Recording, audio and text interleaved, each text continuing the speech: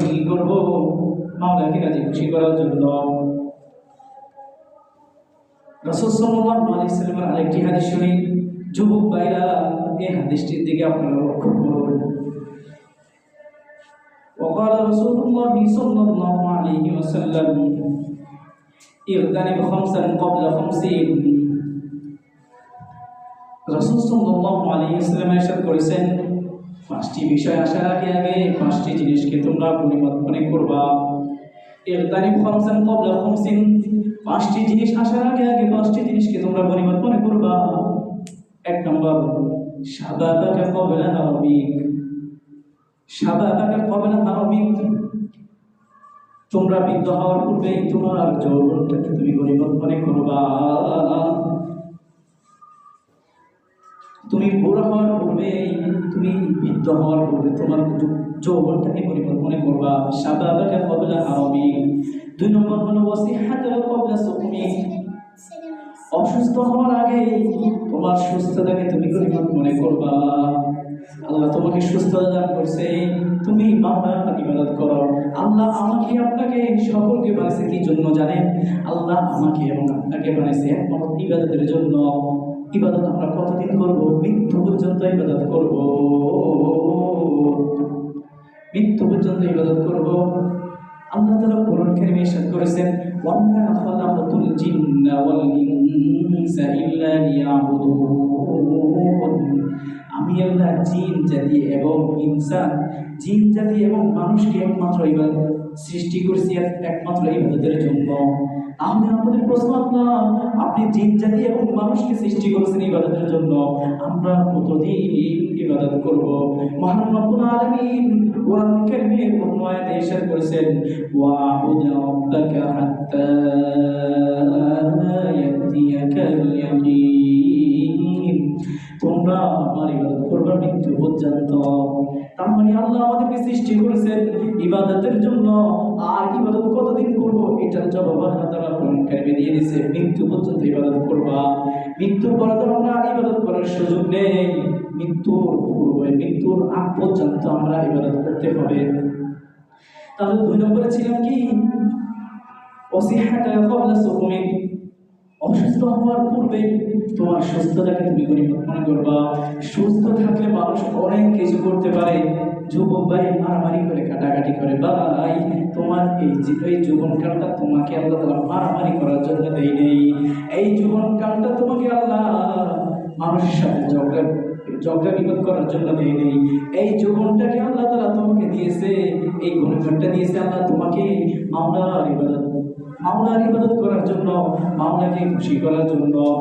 তার মানে অসুস্থ হওয়ার পূর্বে তোমার সুস্থতাকে তুমি গনিমত মনে করবা, তুমি মনে করবা।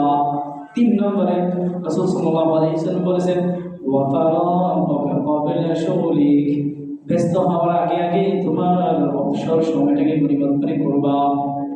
ব্যস্ত হলে কোনো কাজ করা যায় না, ব্যস্ত ভালো কিছু চাইলে অনেক সময় করা যায় না। 2 রাকাত নফল নামাজ পড়বো, এমন ব্যস্ত 2 রাকাত নফল নামাজ পড়ার জন্য সময়টা পাই না। যখন আমি ব্যস্ত হইনি, ব্যস্ততা আসে নেই, তখনই আমি মাওলার ইবাদত করব।